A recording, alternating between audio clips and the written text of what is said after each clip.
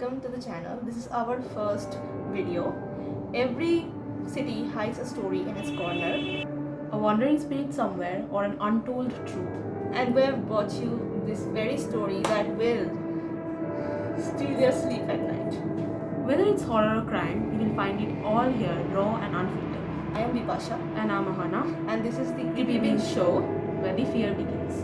Today we are talking about a real-life crime case that became highly controversial around the world. That is the Stettler Massacre, one of the most shocking and debated cases in Canadian history. On June 28, 1959, police discovered a horrifying scene at the Cook family home in Stettler, Alberta.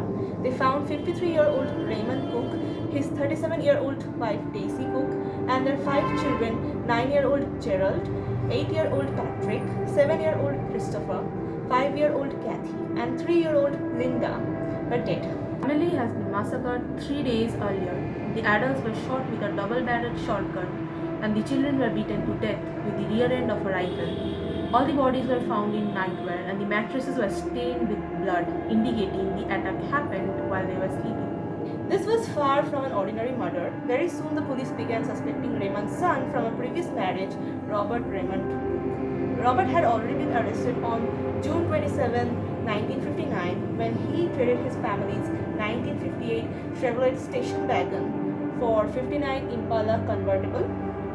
But things got more suspicious when police found several odd items among his belongings, like birth certificates, insurance policies, Raymond's marriage certificate. And when the police asked Robert where his parents were, his answers kept changing. At first, he claimed his father gave him about $4,000 and the whole family moved to British Columbia.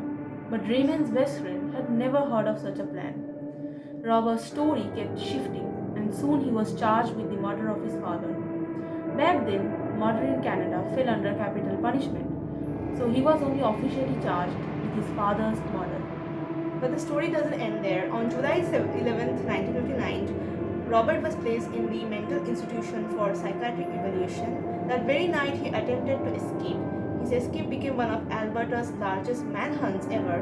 Police, RCMP officers, soldiers, and even aircraft were used to search for him. A few days later, Robert was found hiding at a pig farm near Basha, Alberta. Robert claimed he had escaped only to visit his family's graves. In December 1959, Robert's trial began. While he maintained his innocence, he was found guilty in June 1960 and sentenced to death. But here's the twist. Towards the end of the 1950s, most murderers in Canada were granted mercy. Still, in Robert's case, no mercy was granted. Even the local community was against him. Finally, on November 15, 1960, Robert Raymond Cook was hanged at the following name on the screen because we can't pronounce it. He was 23 years old and he became the last person to be hanged in Alberta. Before his death, Robert donated his body for medical study. His eyes were given to the Edmund Eye Bank and the body was sent to the University of Alberta Hospital. Robert's former lawyer, David McNaught, later spoke publicly and said the evidence against Robert was mostly circumstantial. He recalled that when Robert was told about the massacre, he appeared genuinely shocked. McNaught believed that Robert might have repressed the memory of the incident in his mind.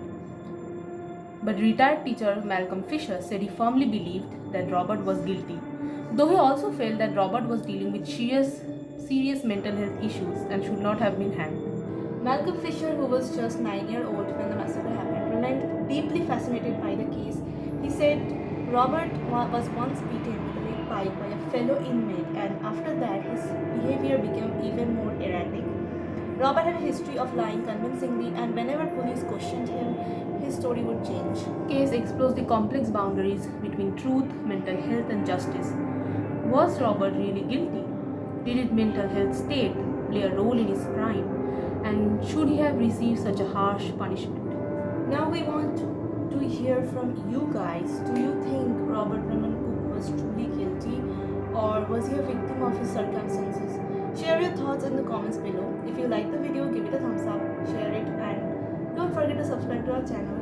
Thanks for watching. We will see you next time with another shocking case. Stay tuned, creepers.